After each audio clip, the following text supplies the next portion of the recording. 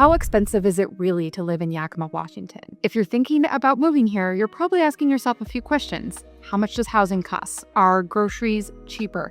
And can the average person actually afford to buy a home in Yakima? Because Yakima does have a reputation for being really affordable, but the numbers tell a more interesting and nuanced story. In this video, I'm going to break down the real cost of living in Yakima, housing, income, everyday expenses, and how all of that affects buying a home here. And stay with me until the end because I'm going to show you a number that explains why people from bigger cities are moving to Yakima faster than our locals can keep up. Hello, I'm Corieburck, and I'm a realtor here in Yakima, and I help people relocate to the Yakima Valley all the time. So let's start with the big picture. Yakima is generally considered one of the most affordable places to live in Washington state. Compared to places like Seattle, Bellevue, and even parts of Spokane, housing prices here are much lower. But affordability does really depend on two factors: what homes cost and what people earn. And that is where Yakima gets interesting. According to recent data, the typical income needed to afford the median home in Yakima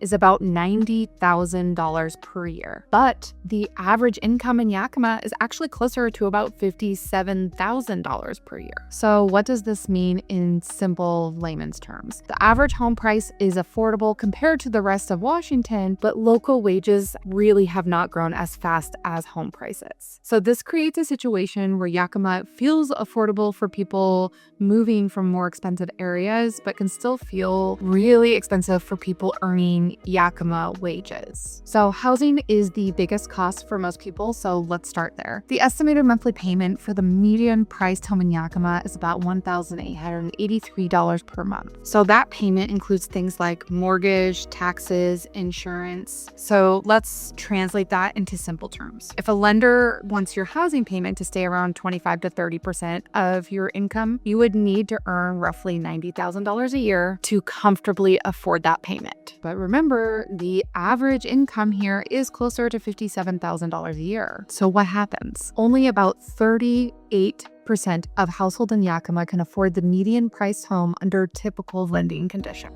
Another way to think about it is out of 10 households in Yakima, only about 4 could comfortably buy the median home. This is one of the reasons we still see competition for homes in certain price ranges. So now let's talk about renters. One of the interesting things that the data shows is how much income people are spending on housing. So housing experts generally say you should try to keep your housing expense under 30% of your income. When it goes above that, it's called being cost burdened. For homeowners in Yakima, about 76% spend less than 30% of their income on housing. But for renters, it's really different. Less than half of renters stay under that 30% threshold. Now, in simple terms, renters are much more likely to feel financially squeezed by housing costs than homeowners here. So that's one of the reasons that many renters eventually decide to buy, is that renting just becomes unaffordable. To understand cost of living, you have got to look at the local economy. Yakima has about 90,000 total jobs. The unemployment rate is around 5.4%, and the average weekly paycheck is about $1,099, which works around to about $57,000 per year, which we've been discussing. So Yakima's economy is heavily connected to industries like agriculture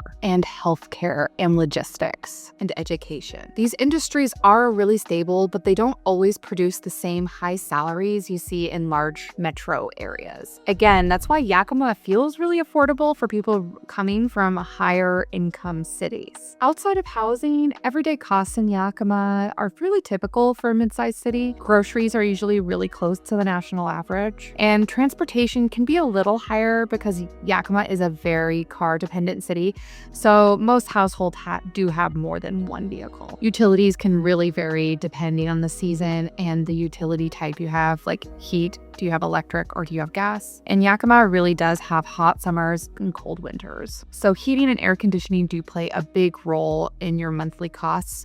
But one major financial advantage here in Washington is this: there is no state income tax. as I'm filming this in 2026, beginning of March.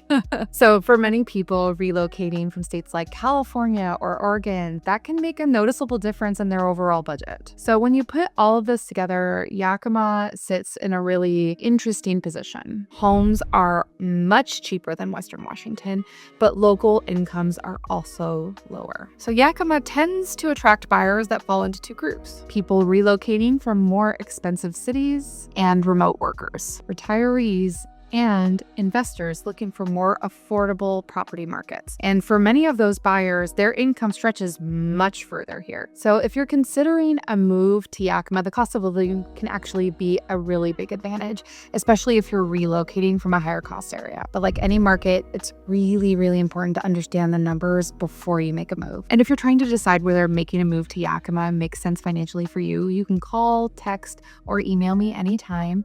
And if you want more videos breaking down the Yakima housing market specifically, go ahead and subscribe to my channel.